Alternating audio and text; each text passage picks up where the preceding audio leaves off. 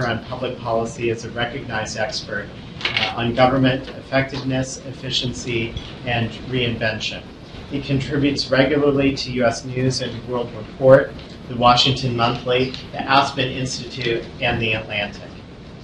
Aviva is a 2016 Harris graduate as well as a 2010 graduate of the college. While at Harris, Aviva's partnered with Alex, and I'm going to butcher this name too. So she's used to it, and she's not here. So. Right. Alex. And they have partnered together to create Ballot Ready, a free online and mobile voter guide.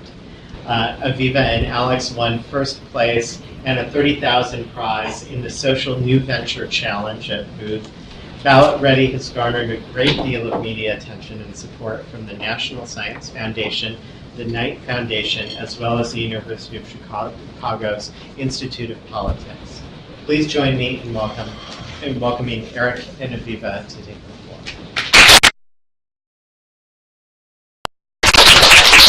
Thanks, everybody. I'm Eric Schnurr, as you just heard. And I'm going to let Aviva introduce herself in a second. We had the opportunity to do a similar sort of event a couple of weeks ago in New York City. It's great to be here in Chicago and the home base of the university. And we're going to do some different stuff tonight, since the last time we did this was about 2 weeks before the election. And obviously the world has changed dramatically. We're going to talk about some of that, since the whole point here is to talk about the future. And the future today is very different than what the future looked like about 3 weeks ago. So we'll spend some time talking about that. I want to say a couple of words, hard by way of promo. Do we have any prospective students here tonight? 1, 2, 3. Okay, so part of my job is to convince you to come, because every day at Harris is going to be just like this. Fascinating and stimulating. And what brings me here is, as you heard, I'm an adjunct professor at the Harris School. I've been teaching there for 3 years, and this will be my 4th year. I'll be teaching in the spring. And I teach a class called The Future of Government, because they basically let me teach whatever I want to, and that's what I want to teach.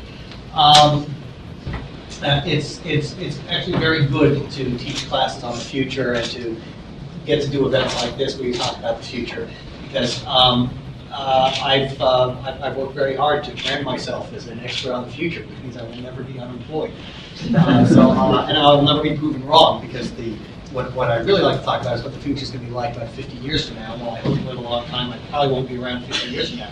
So if I am ever proved wrong, I won't be around to hear about it. So I really enjoy focusing on how the world is changing and what it's going to look like really many decades from now. The problem is that actually maybe I don't get proven wrong, but the world is changing so fast that every year I've had to change the syllabus of this course, because the idea is really we try to talk about what's the world going to be like about 30 years from now. Changes in technology are going to change the whole nature of not just how services are delivered, but what government from the ground up is really going to look like. And every semester, at the end of the semester after teaching this, I find that everything we talk about what the world's going to look like 30 years from now, it happened during the course of the semester, and I have to totally rip things up. A couple of years ago, when I first taught the class in December of that year, I remember sitting in my office at Harris, and a thing came across my desk on an article that Estonia had just launched its new e-residency program, which essentially lets you pretend you're an Estonian from anywhere in the world and access Estonian government services for all intents and purposes, be an Estonian citizen and do business in the EU and so forth. It's the export of government services to non-Estonians. And I wound up writing a series of pieces about this, about how this is a precursor of things to come. The governments are going to be selling their services basically to citizens of other countries, at which point geography starts to break down, and the differences between countries and companies starts to break down. So that's the kind of really dramatic change we're looking at in the world because of technology. About a week after that, Kim Jong-il declared war on Paramount Studios. Itself is a whole kind of phenomenon. So, I wind up every couple of weeks having to tear up what I'm planning to teach and talk about something different, because the future is changing that rapidly. And the big driver of that is technology. And I'm not a technologist. I mean, I don't know how to operate the things sitting here in front of us. But I do know that it's really changing the world in all sorts of ways that, of course, everybody sees on a daily basis here. And the hot new Christmas item is virtual reality. All of these things are going to change everything about how we do everything from shopping to getting together with friends to how we do politics, which is one that we talk about here tonight. What we talk about in my course is how that's going to amount to huge changes in the institutions of government and the nature of the nation state in terms of how authority is exercised, how people coordinate in solving all sorts of problems that go to the basis of what government is, like the collective action problem. All this will change because of technology. We'll get into some of those issues tonight, but we can all see immediately how technology is changing just the nature of politics on a daily basis. We spent some time in my class talking about cyber warfare, and that's all of a sudden become a topic that's in the news practically every day nowadays. And part of it is that apparently the Russian government's idea of part of what they're going to do in terms of cyber warfare is muck around with our elections. Not just the election machinery itself, but the spread of news, and it calls into question all sorts of issues about truth and how we ascertain what it is. So the technological change that we see happening today, and Aviva's got a kind of neat chart about this that she'll be showing us in a second. Things are changing so quickly that we're really not keeping up with it. And it's affecting people's daily lives, but it's also affecting the institutions all around us. And a big part of that is what government is, how it allows us to coordinate, and how we all participate in those changes and make decisions about them as a collective society, which takes us into politics and the role of voting and citizen participation in a democracy, and that takes us to Aviva Startup, which is something that's using several different kinds of new technologies to get us into involving citizens in the shaping of the society all around us. So with that, I'm going to introduce Aviva, let Aviva introduce herself to talk about the startup that she's got, and I'm going to go from there. And one thing I want to mention is that when she and I first talked about doing this, we wanted to make clear that this is not going to be a series of speeches. This is built as a conversation, and it's going to be a conversation. We want to start with a conversation between the two of us. We saw some value in having a cross-generational, which makes me feel much older than I'd like to feel, cross-generational conversation about her generation and what we all think of them, and what that portends for the future and how that intersects with these technology issues. So we're going to have a conversation. But then we want to segue into a conversation in a broader sense, and we're going to open this up to questions. We don't want this to be just that we're talking at you. We want this to be interactive with the audience, so we're definitely going to have a Q&A and discussion session here. And then, of course, when we're all finished sitting around doing this in a formal setting, there'll be some time afterwards to hang out here and enjoy the wine and the Thai chicken here, and to interact and talk with all of you in a even less formal setting.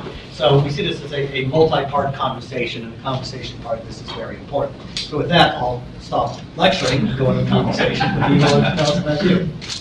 Great, well thank you, and I'm excited to get into nation states and the results of this election.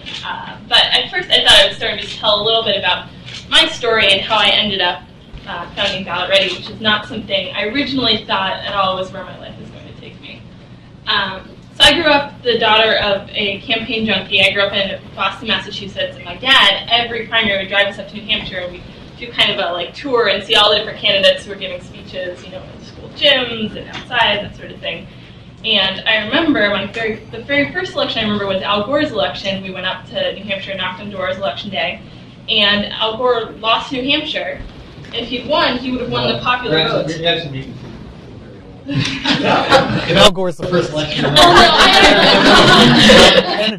I was involved in it. The first one, I remember Bill Clinton. But, I really felt partially responsible. If Al Gore had won New Hampshire, he wouldn't have even needed Florida. And this is my first sense of devastating political loss. In high school, actually, my dad pulled me out of high school for 2 weeks. We flew down to Florida as part of something called Operation Bubby, where we were knocking on doors of old Jewish grandmothers trying to get them to come out and vote for Hillary. And again, we flew back on election day, and again, my candidate lost, and I just said, this is horrible. Why does anyone want to do this? Clearly I'm bad luck. But I really loved campaigning, and I really cared about politics and about public service. So I went to college, and I took another semester off, and I worked on a campaign for the northern suburbs. Where did you go to college? Here at the University of Chicago.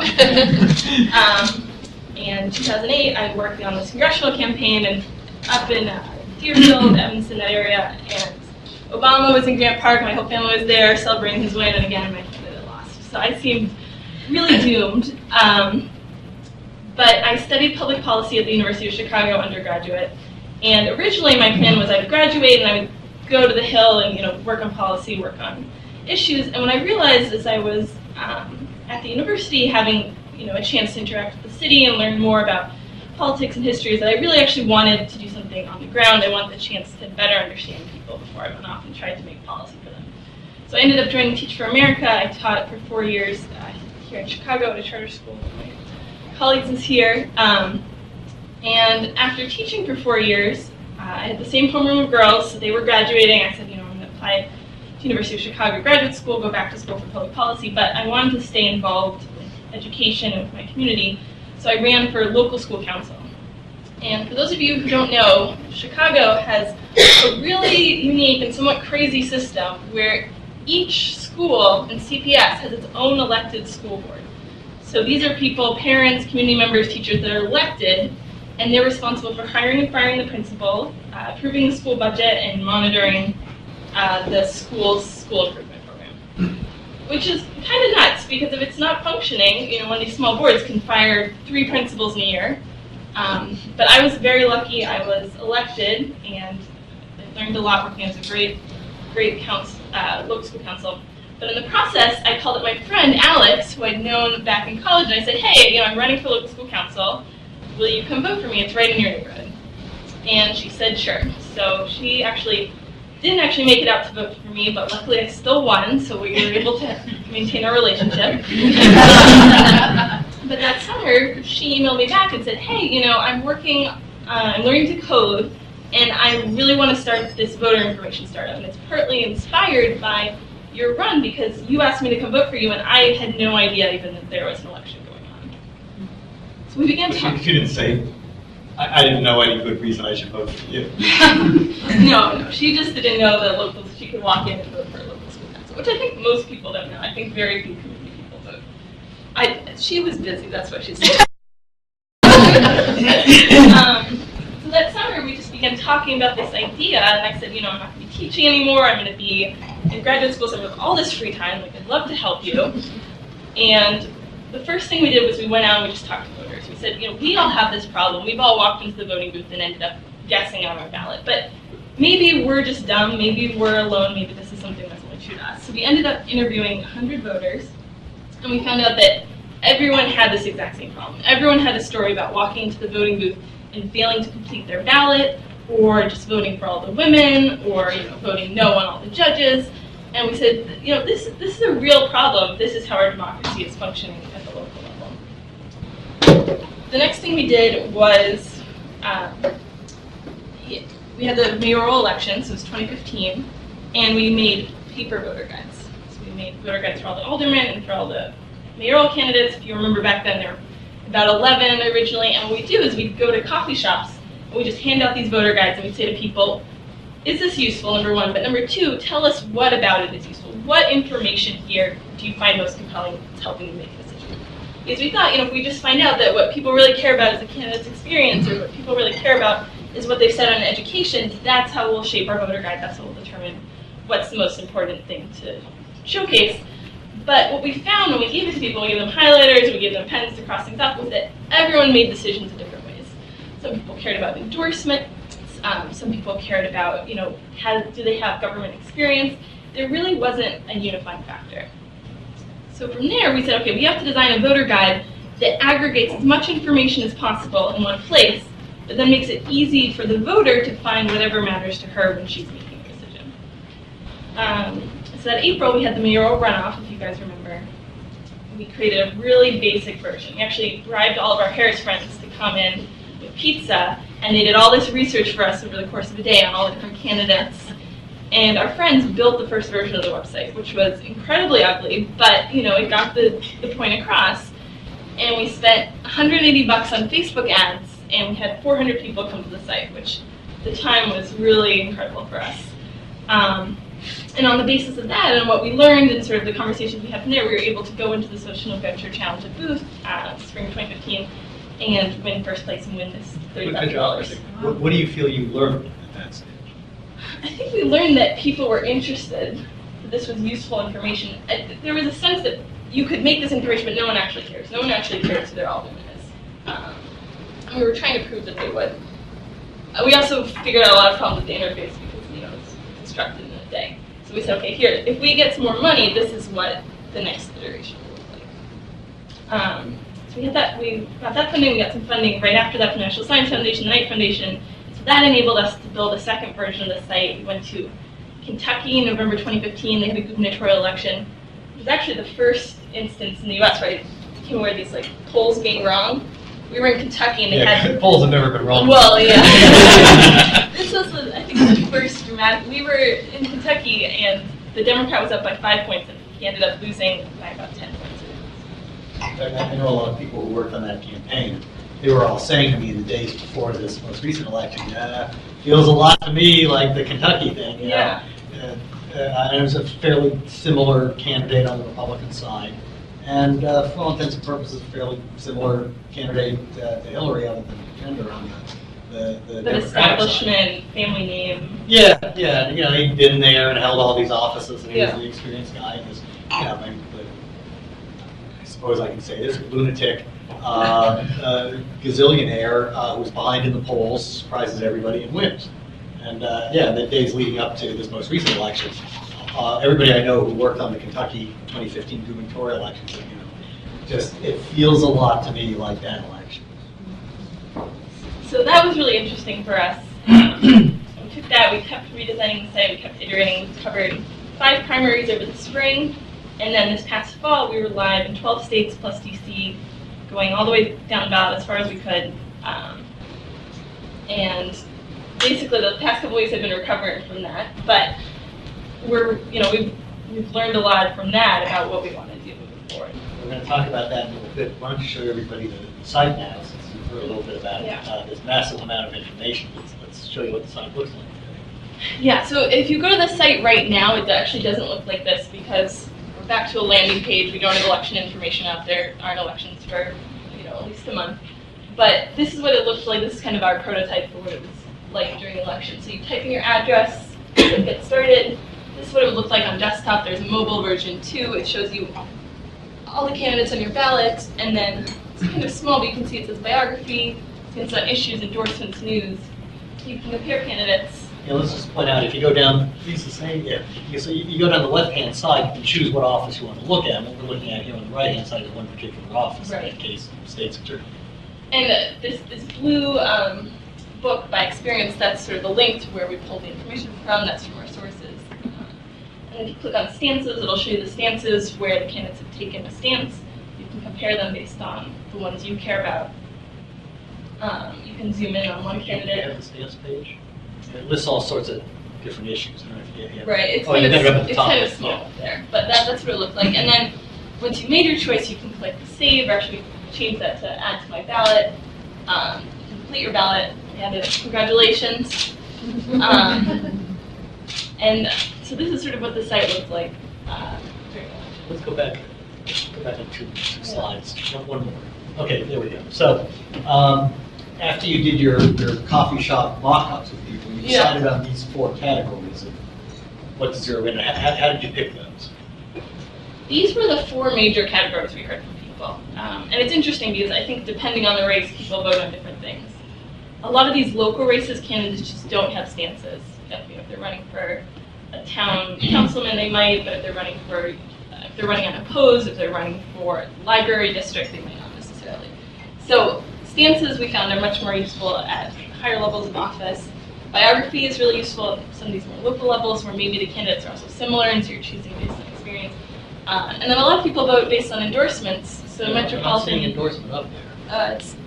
It's small, but it's the 3rd one. Right, so it's biography, stances, endorsements, news. Oh, up the top. Yeah. And so that's like people go in for Metropolitan Water Reclamation District, they don't necessarily know what it does, but they know they trust the Sierra Club, so they'll vote based on what the Sierra Club says. And then the news is an automated news feed. I don't have the sample of that. So, but that's based on what you would find on your Google search. There are a couple other categories people have asked for. So one is voting records. That's useful because it shows you candidates, fulfilled their promise. We're still working on how to show that, just because a lot of times it's really difficult to parse, what does a vote for this bill actually mean? Sometimes they have names that mean the opposite of what they're doing. Sometimes they didn't vote for it because a different rider was attached that actually they're very opposed to. So we're trying to figure out how to show that. And the other one a lot is, of times the vote that really matters is a procedural vote that no human being actually right, understands. to bring it to the floor or something, or vote it out of committee. So that's Shut down something. debate. That's what we're working on for that. And another category is campaign finance, which again is actually pretty well available here in Illinois. The Illinois Campaign for Political Reform is one of our partners, and they have a really great site. We're trying to figure out how to bring that in to make it meaningful to people, because a lot of times people just look at it and they're like, well, they're all getting a lot of money. What do I make of this? This kind of it confirms what I expected about politics. So how do we use that information to help people make a decision? Let's talk a little bit about this massive amount of information you have on here. If you can see some of the sub-sites on there, you see the news feed has, a lot of articles listed, endorsements, which depends on the candidate. You've got, I looked at the Pennsylvania one. I actually, despite the fact that I teach here, I actually live in Pennsylvania. But I love the University of Chicago so much, and all of you should come to Harrison. I come from Philadelphia to teach here. So I went on when I first looked at the site and I asked for my address. Now I can't get away from that. Every time I go on it, it just tells me who's running in Pennsylvania. So there were a huge number of endorsements you had for Katie McGinty, who was at a Democratic Senate campaign. I think one or two for I'm blanking on his name, my senator. Who's running against McGinty? Toomey, Toomey. So you've got different levels of it, but some of them are fairly extensive. So you look at the site and think, wow, this is a ton of stuff. Where's this all coming from? And you've got 567 offices in Illinois or something, and there's the 20-odd states you're doing. Yeah, so this is a lot of info. Where's it all coming from? Yeah, so we ended up covering 15,000 candidates in these 12 states, and the information comes from what we call structured crowdsourcing, which is using a platform called Amazon Mechanical Turk. If you haven't heard of it, what it is it allows you to post very small tasks that you pay people a tiny amount to do. So for instance, we post, where did this candidate go to college? Go to this website and tell us where they went to college. And then we'd ask 3 people to do that, and if they all agreed, then it went on the website. And so it allowed us to look for to basically harness this platform to ask a lot of internet researchers to find information for us.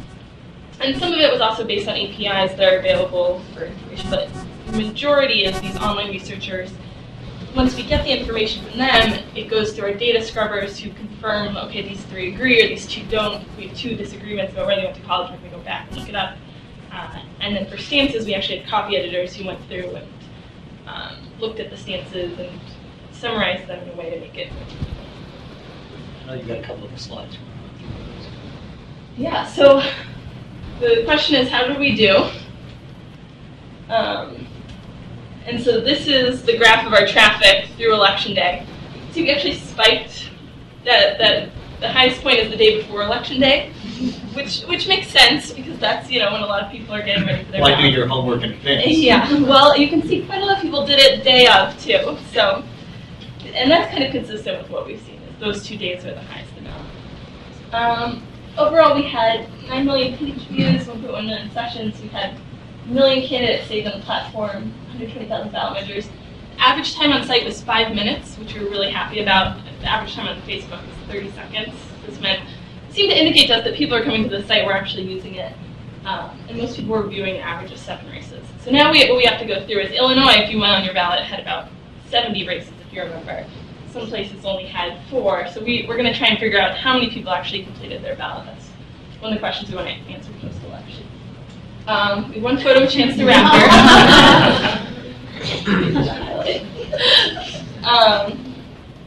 And then we have people from all over, but the majority were from Illinois, which makes sense because that's where we've been.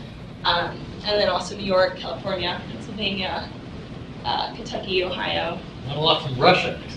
I I feel like hacking your side. guess that we were lower priority.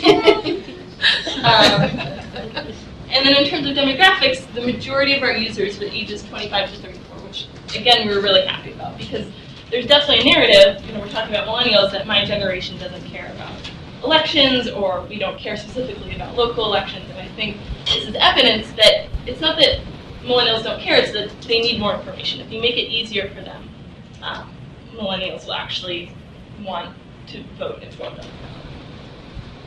on. So those are the results that I have. So what are we looking at now? 2017, not a great year for political junkies, but I assume you're going to be doing something with this. What are you going to do this year, and what is 2018? Yeah, so we learned a lot. We'd only ever done one state election at a time, so to do 12, there's so many things we can do better. So we're figuring out, especially content collection, making it more robust, especially down ballot candidates, figuring out how we can bring in more sources, how we can do it more efficiently. There's a Virginia gubernatorial race and a New Jersey gubernatorial race and state legislative races. So we're looking at those, and there are a bunch of mayoral races actually pretty high profile. New York, de Blasio's up and is going to see a challenge. Atlanta, the mayor is term limited. LA, Boston, a bunch in Texas. So we're looking at those. But the biggest thing for us is, luckily we were able to have enough funding through this election to stay focused on just making the best site possible and learning as much as possible. But now the question is for us, how can we be sustainable and how can we grow? Because our goal is to be in 50 states by 2018. So this year is really an opportunity for us to figure out, how do we make this work? How do we make this something that's available across the country, all the way down the ballot for every single election? How do you do it? So we have a number of ideas, and we're using this year really to test them out. The most important thing for us, besides sustainability and scaling, is being nonpartisan. Because nonpartisan. Because if people feel like, oh, you're just in bed with the Koch brothers, or you're just a tool of Hillary Clinton, then the site is useless. People can't use it. So Actually, let me jump off there. Yeah. Something we talked about the last time. The idea that there are sites that let you go in and answer questions like, I think this and I think that, and then it will match you with the candidate of your dreams. Right, So right. You don't even have to think about it. It'll just tell you. Tinder for voting.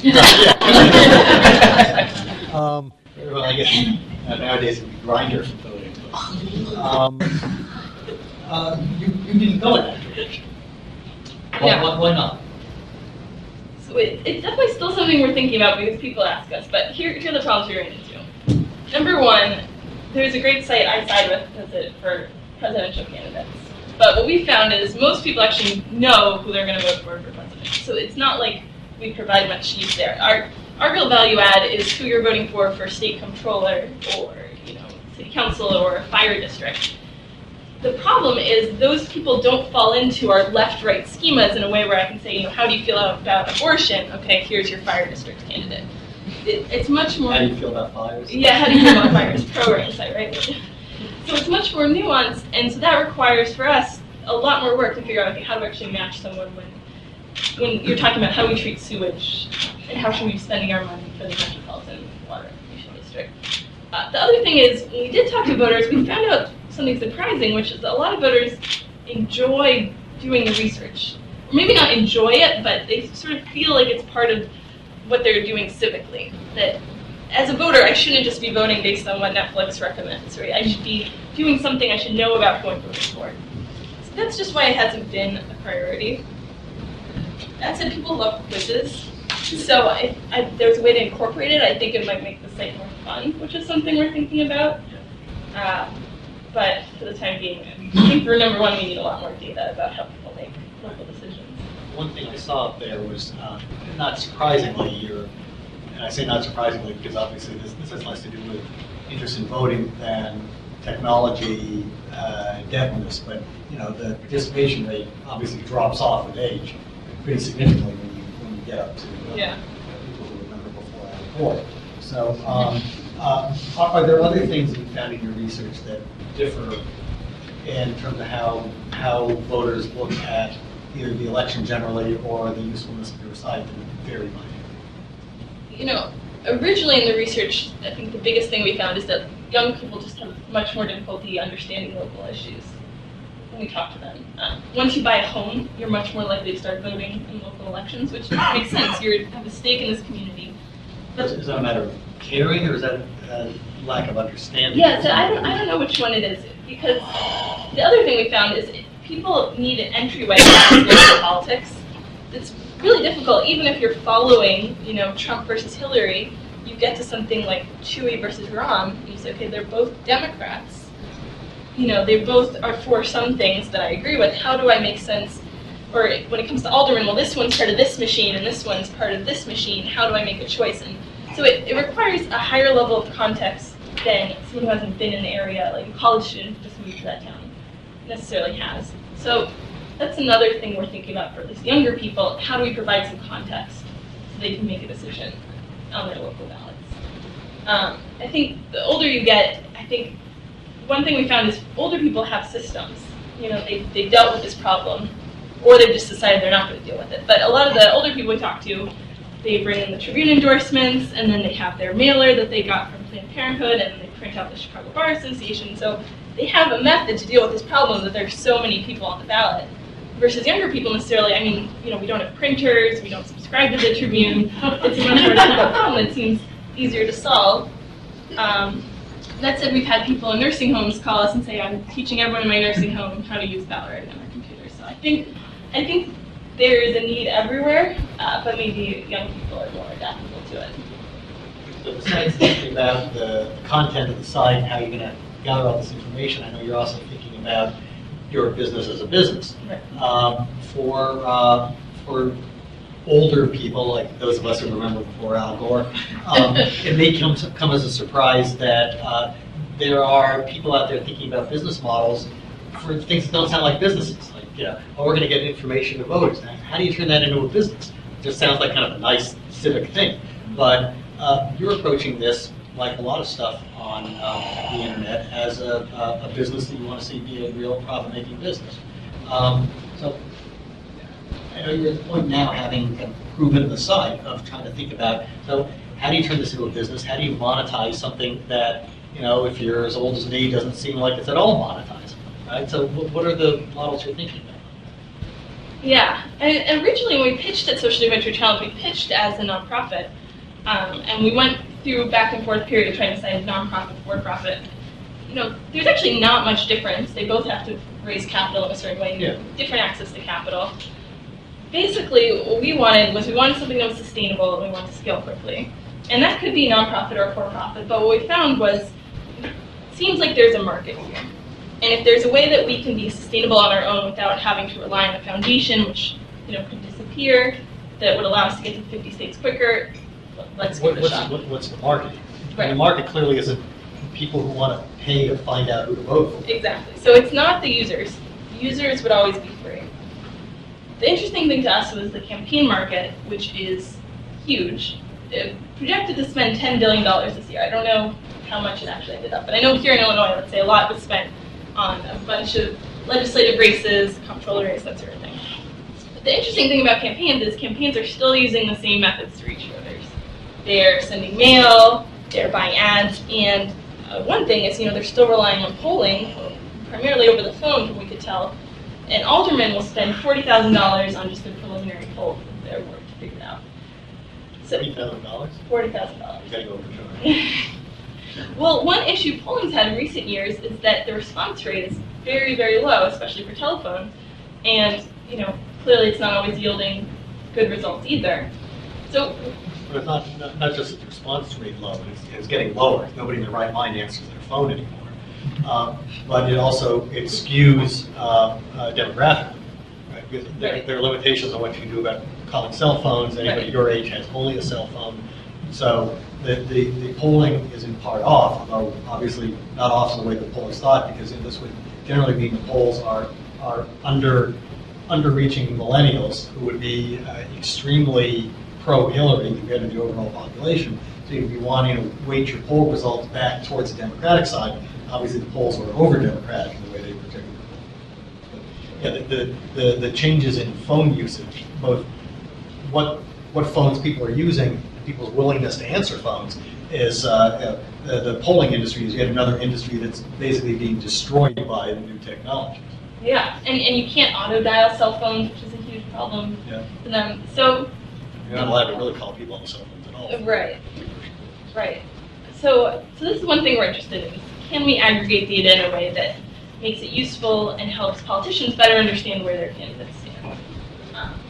So this is something Civis here out of Chicago is doing. They just raised $2 million today in Series A to try and figure out, okay, how can we make better use of data and predictive models to help not only campaigns but also companies and census. So you're not talking about using your site as an advertising platform for campaigns. You want to sell the data to the campaigns. So that's one idea. One idea is advertising. But doesn't that impact the use of your model, though?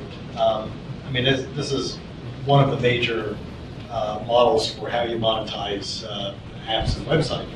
Right? But and there's a sub-issue on this we should get into, we talked about before, about how your generation views this. But you start getting into issues of if people know that they're using your site isn't just useful to them, but something about them is being taken away and then monetized by you. Do you see that affecting people's willingness to use your site or how they use your site? I think it's something we have to test. Our pitch to voters is you're using our site for free, getting this information, but you're also communicating your priorities to campaigns. You're saying, these are the issues I care about. This is what's important to me. That said, what we're going to do is going to depend on our usage, right? Our first priority is to our user. So if that's something that users aren't willing to give up, that's not something we can do. And look into their willingness to give up. So far, my generation, I think, has a different relationship with this. Providing information, we go on Facebook, it's free. We know that we're giving information to advertisers and to data companies, and it's a trade-off. But I think what we've seen sites do well, like Facebook and LinkedIn, is allow people to control their privacy settings, and that's sort of how they make a decision. And people feel comfortable. Like, this is how much I feel comfortable giving up. That said, I think aggregated information is one idea. The other is potentially having ads on the site, which is another form of information that we've experimented with. In Kentucky, we had free ads on the site, so the campaigns didn't pay for them. We just put them on there. And people said it's actually useful. It's another way of understanding, how campaigns represent themselves. So that's something we're interested in experimenting with. Another idea entirely, though, is there's just so little information about local representatives. It's really difficult to even figure out who represents you. There's a statistic that Chris Berry has that we're represented by 70 different elected officials in Illinois, but most people, there's nowhere you could type in your address and figure out every single one. So it also becomes more of a database of who elected officials are, or a white label voter guide for different companies who are interested in this information. So, can I ask a follow-up question on that? Sure. Just to, I'm the person in the very tiny blue bubble, rectangle is not visible on this on this bar chart. But I did use ballot ready in the primaries and again in the general. Yeah. And the thing that worried me most was the privacy policy. Yeah. And I did send an inquiry, didn't get a response on what the privacy policy was. But I read it again today just before coming out, and it does say that you can sell personal information. Now what I did was I went in, I filled out my whole ballot, I printed it, took it to the polling station and voted. So you have, in fact, my vote. You know what my vote is, and for most people they would do that. They put a real vote there. Right. So, although it's not technically a vote, so nobody could accuse you of invading the ballot box. Right. It does seem to me that there's a real danger that unless you constrain very heavily even what you say you could do, right. that you are essentially saying to people, if you use this, your local alderman can be told that you voted for her or not. Right. Who you voted for, who you voted for against. And your privacy policy allows you at the moment to do that. You can take any information that's there and sell it. So do you plan to change that? I mean, or just wait until somebody causes an enormous fuss and You're right, change until we it get afterwards? like an expose in the Wall Street Journal. No, this is something we're thinking about very seriously. We did a blanket privacy policy that's very expansive right now, although it does say you need consent to give up personal information. So we basically are not planning on selling any data from this past election. Future elections, I think the biggest thing is because user trust is the most important, is to be transparent, say what information do you want to give out, just like you would on Facebook or LinkedIn, to make it clear to people. But I think the other thing is that a vote is private. There's a good reason that we have private ballots that are instituted. So figuring out how in our secure server to make sure that that stays private in that way is also something we're thinking about. Well, that really, we'll get to questions from the audience in a second. We made an exception for him because he's the former dean of the Harris School. So. I had to call on him. And if Well, you email me, interrupted. if you do email me, I'll make sure that we respond to you. Yeah, thank you. You're very kind. The question relates to something we talked about a second ago. We spent some time on this in New York. I think it's worth talking about. Yeah. Lead into some of the things I'd like to cover before we wrap up and move to the audience questions. And you mentioned this that I find this very interesting that your generation has distinctly different ideas about privacy and their willingness to share information Yeah. that people my age find close to scandalous. Willingness to put virtually everything up on Facebook and think nothing of it. And there was an article that I found very persuasive about this. There's a writer about your age for the Washington Post named Alexandra Peach, who I really admire. I think she's a great writer. And she wrote a piece about a year and a half ago, maybe 2 years ago now. There was a hack of all these photos that Hollywood stars had taken of themselves in compromising positions, and then Ricky Gervais comes out and says, it's all your fault. You don't want to have your private pictures put up on the internet. Don't take private pictures. And she wrote an article back saying, this is absolutely wrong. And, my generation thinks this is wrong, and we're tired of all you, older people looking down at us for putting our private lives on Facebook. And she gives this rationale that essentially amounts to mutual assured destruction. That, we all want to be able to do this. And we get to basically because everybody who's younger, you look at this as shocking, but we all understand that we've all exposed ourselves. So, if you rat out me, I'm going to rat out you, and your life's going to be ruined. So everybody who's, like a millennial understands that you don't get to ruin anybody's life because your life's ruined. And now everything's going to be hunky-dory. And there was another writer at the Post who's also about the same age who kind of riffed off on the same theme, and basically implied that all of these new technologies that make up the sharing economy are going to give us a world where it's essentially a picture of millennials where I think they sort of believe that technology is going to solve all our problems, and we're going to be able to cooperate in ways that we weren't going to be able to cooperate before. Everything's going to work out because of the technology, and because of that, I think there's several implications. One is this difference on privacy. Another is that I think that, in a lot of ways, millennials have been the canary in the coal mine about what we now see about the total cratering of public faith in not just government but in all institutions. And that when I was in college, if you were somebody who wanted to go make the world a better place, you think in terms of public service. Very few people your age, I think of government as a way that they're going to go make the world a better place. They're going to go start a startup like you did. I think those are two distinctly different attitudes, and in some ways are technology-driven and are real precursors of the direction the world's headed. One is this entirely different notion of privacy being something that instead of it's secured not by keeping everything secret, but by if everybody lives in glass houses, then nobody will throw stones, right?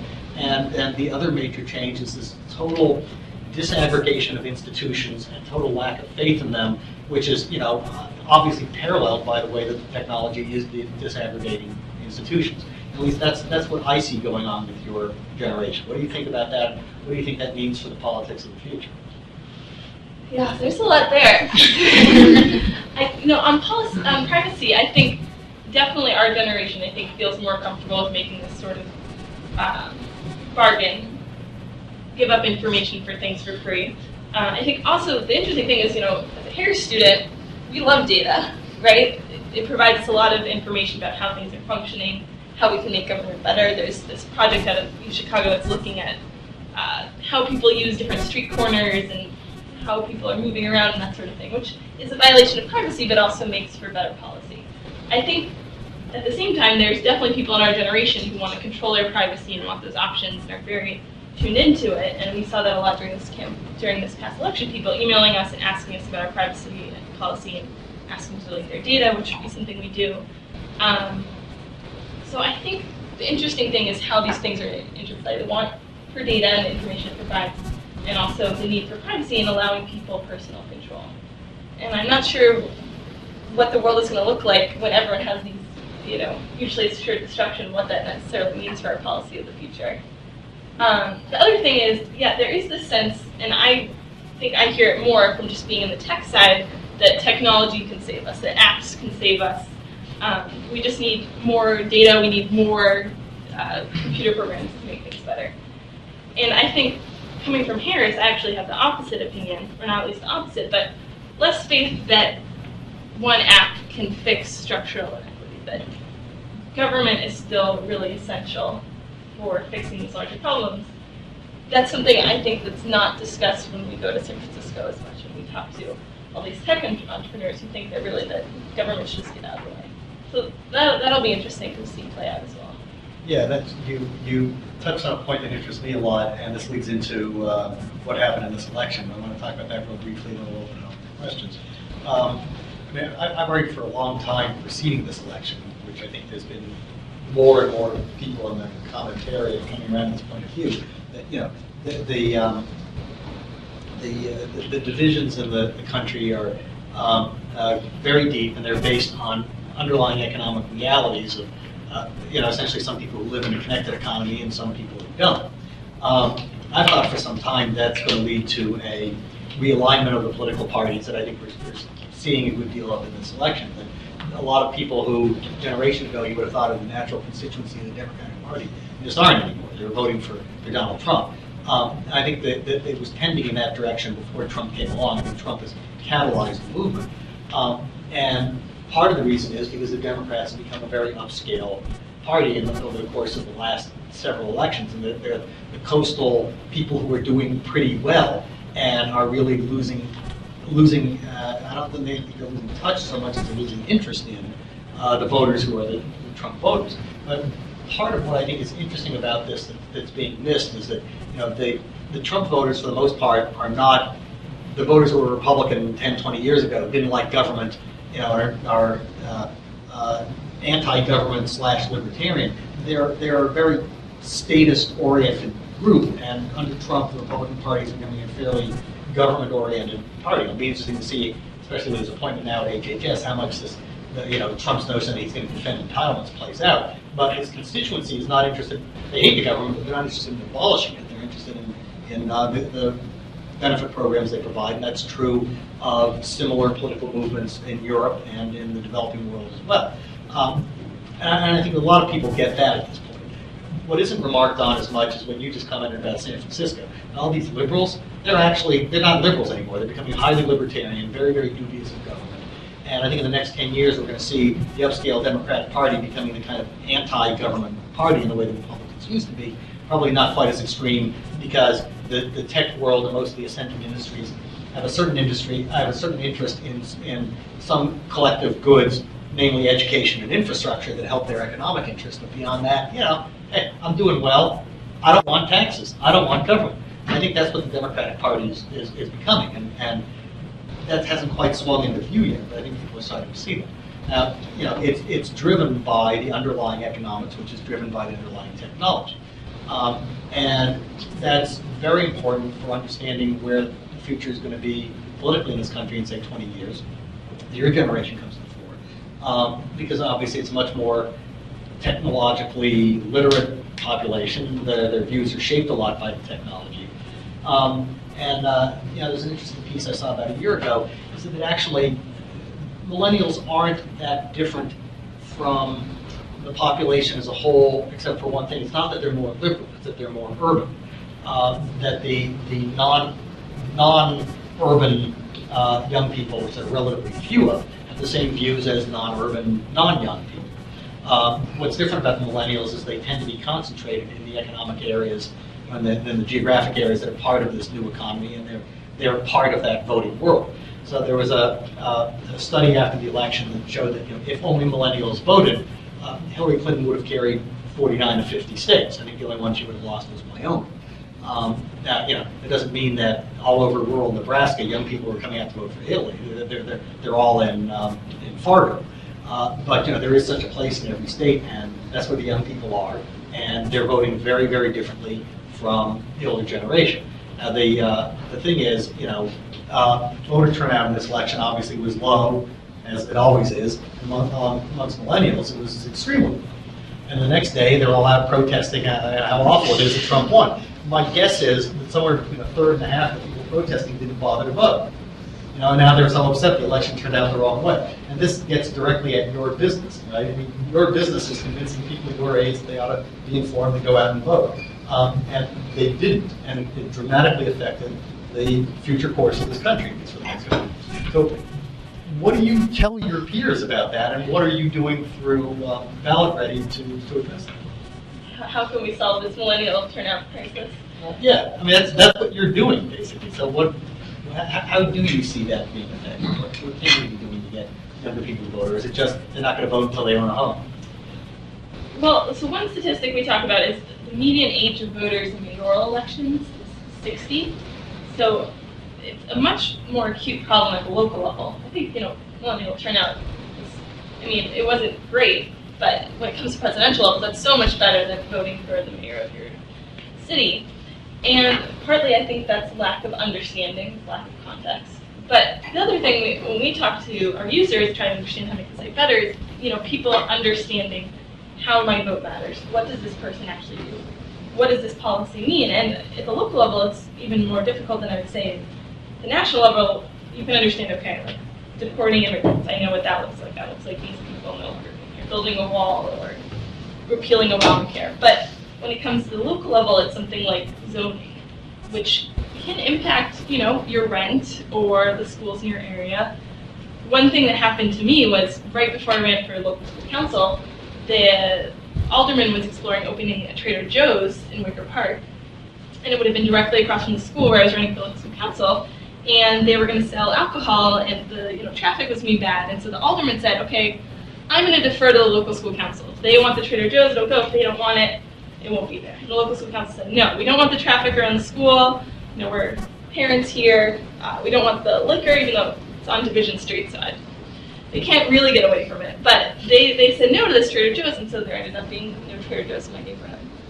I think that's something most people, or at least my age, are unaware is playing out within their communities and that they can potentially have a say on. So that's something we're trying to figure out, is how do we make it clear to people that your vote matters and what goes on at city council matters, and here's actually what's being discussed. The biggest problem we find with that is it's just not that sexy. Zoning laws, like as a heritage student, I think it's really cool to talk about Logan Square and how tall the apartment buildings are allowed to be. But for most people, it's an issue of how to make it as interesting, as captivating as the circus that just went on this past November. So I think that's what it is: context, and then a hook to make people understand how this matters, why this matters to their lives, why it could actually make a difference. Great. So we're going to move to your questions, and we'll start with you in the back there who originally wanted to ask a question.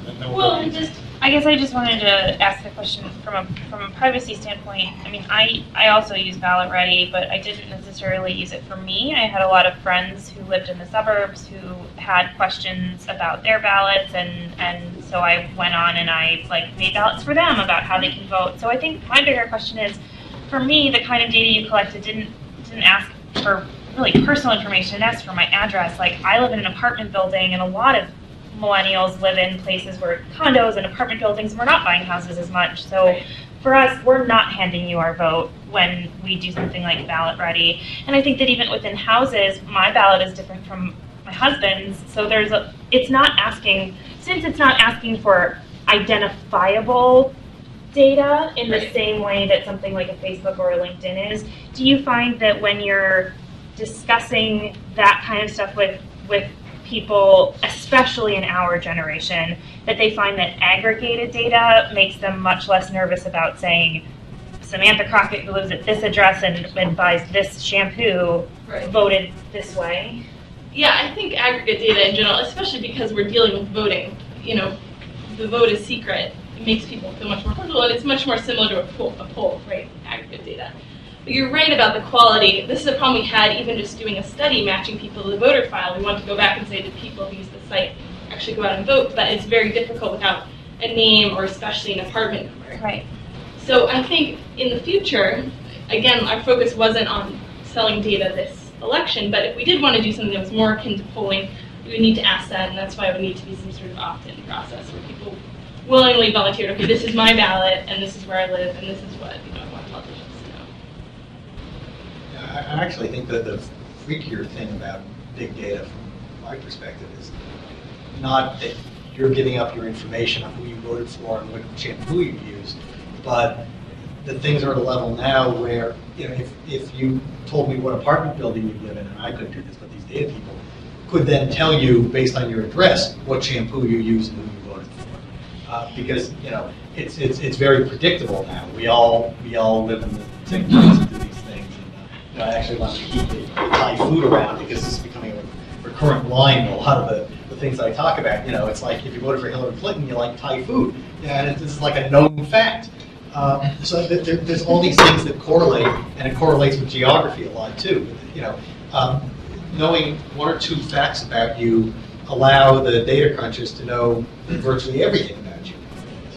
My husband works for DSApp, so that's not scary to me. Like that kind of data, I think to our generation, like maybe it's a little less for me because I live it every single day, but Yeah. I think our generation just doesn't. And I think that's where my question was coming from, is that in a world where tech is shifting so heavily to millennials and to people who understand what data really is, Yeah. whether or not you were finding that there were fears coming from the people who this may be sort of more targeted at.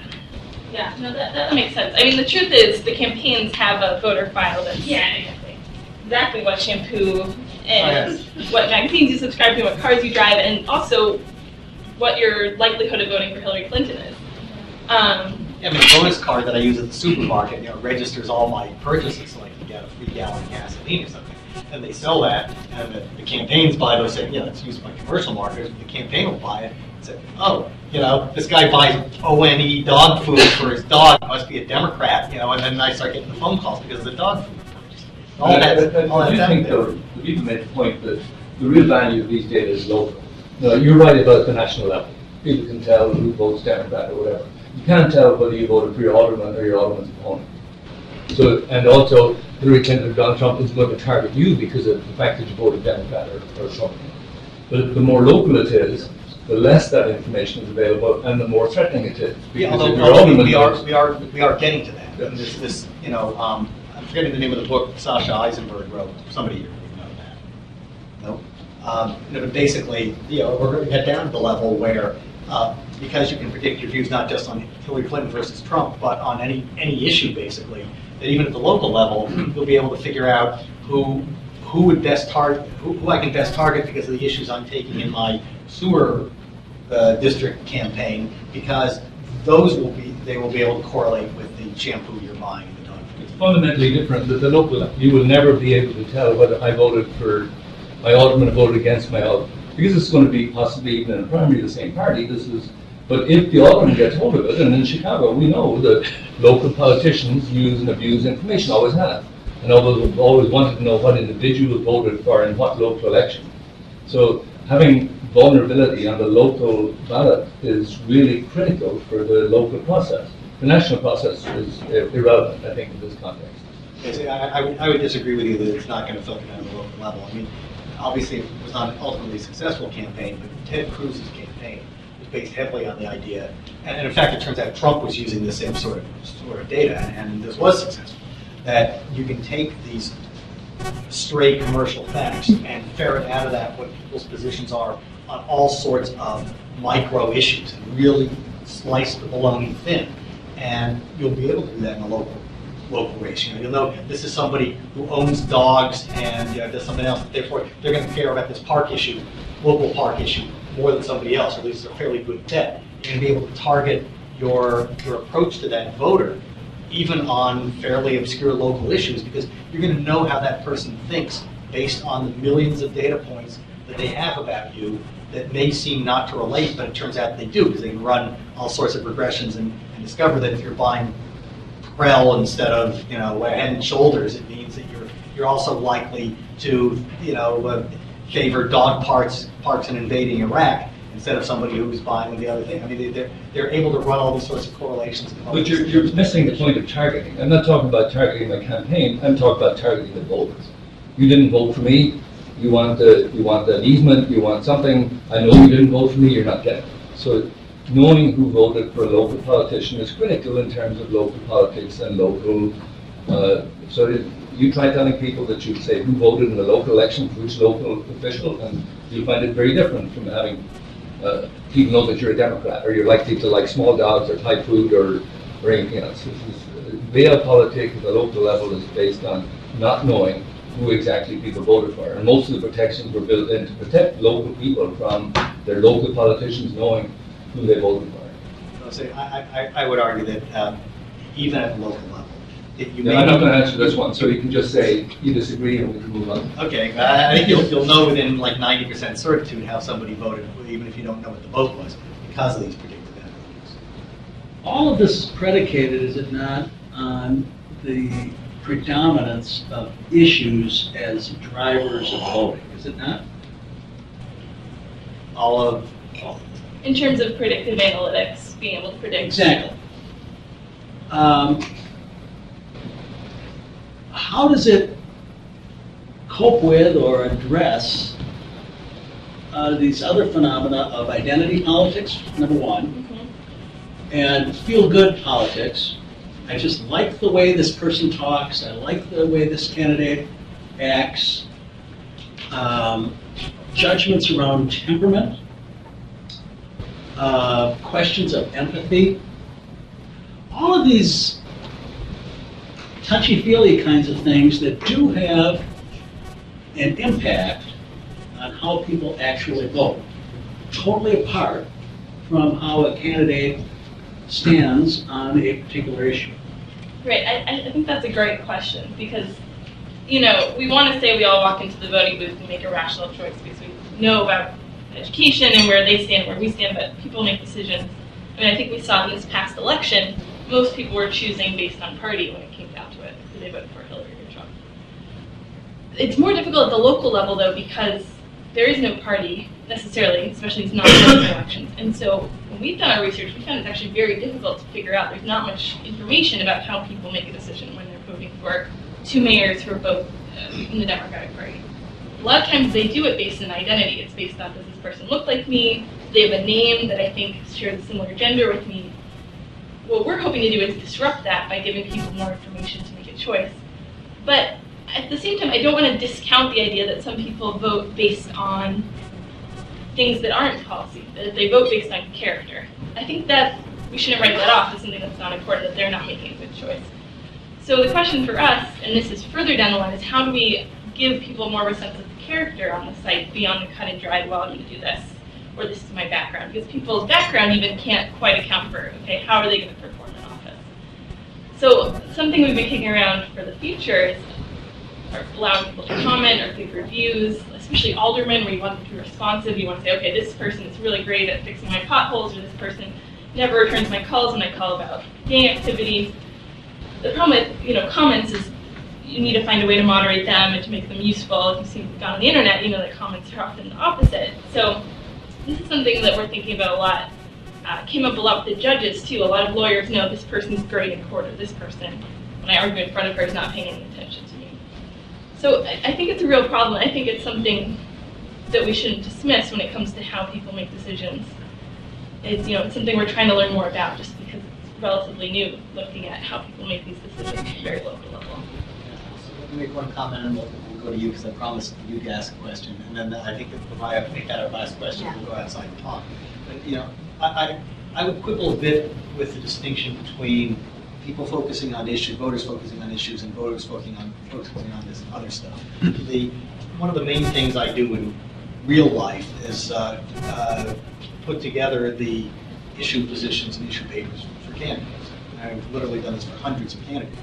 You know, I'm the guy who writes like these 40-page papers with 100 footnotes and so forth.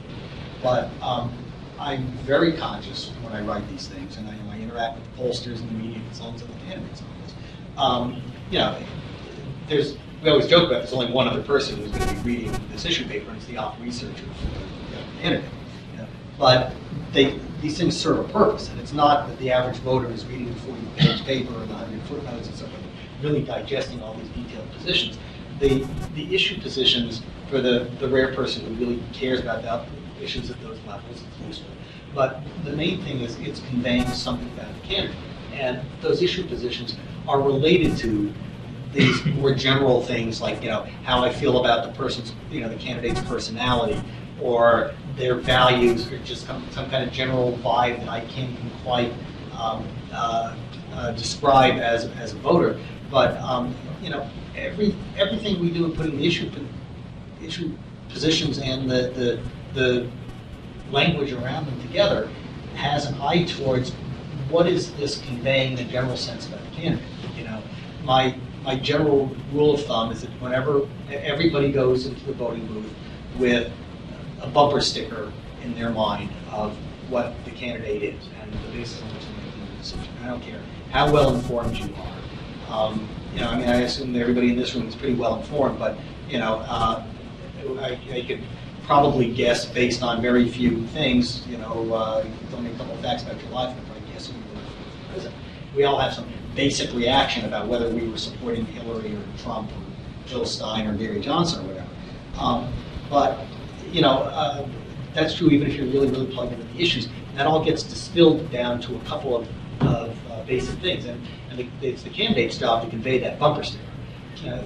Part of conveying the bumper sticker, because you know that's what the voter's going into the booth with, it's deeper in most cases than only having a bumper sticker's worth of information. Everything you do, if you're asked a question about how are you going to create jobs, and you know, what are you going to do about the franking privilege of members of Congress, or you know, the most obscure issue you can think of, every one of those issue answers relates to the larger message, that, you know, small message that fits on a bumper sticker. So you know, I don't think that the issue positions, no matter how much we may look at voters as, for the most part, distanced from issues, I don't think that issue positions really are that distanced either from the voter or from this kind of bumper sticker image they have of the candidate. You know, the issue position says something to most voters about the issue on which they're voting, and it's, you know, not, I don't really know the details of environmental policy, and I'm not going to figure that out. And it's not my job really to figure it out. My job is to select somebody who I think is going to make the right decisions on those issues.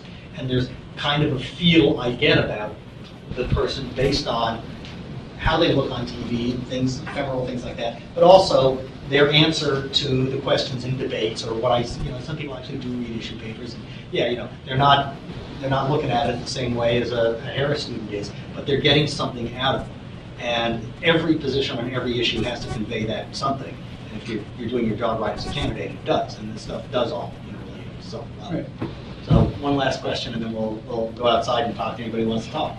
So I'm going to preface my question with the statement that I do work with startups on how to answer the right questions and monetize their platforms.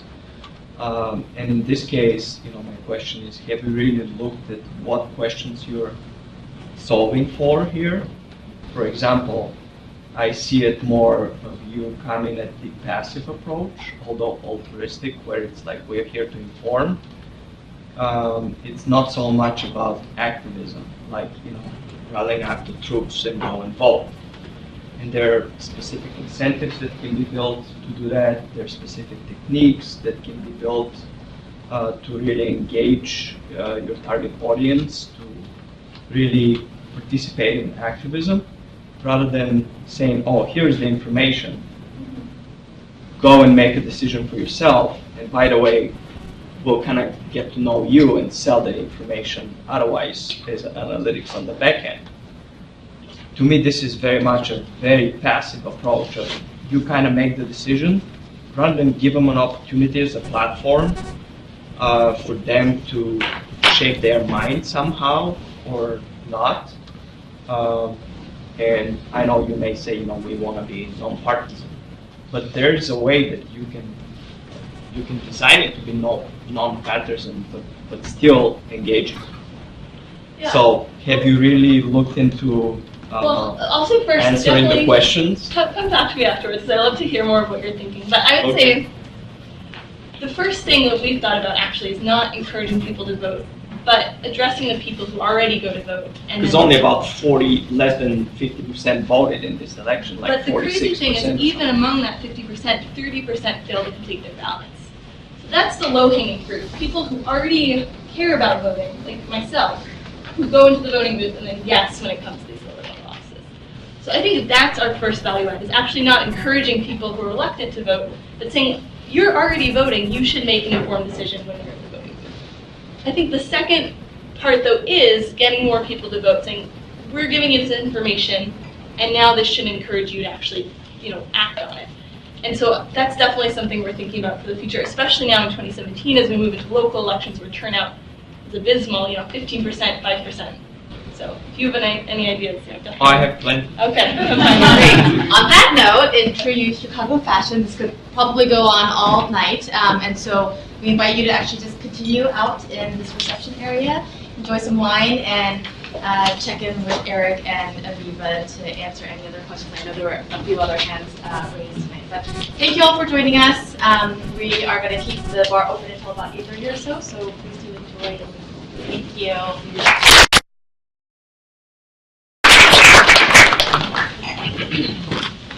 Thank you.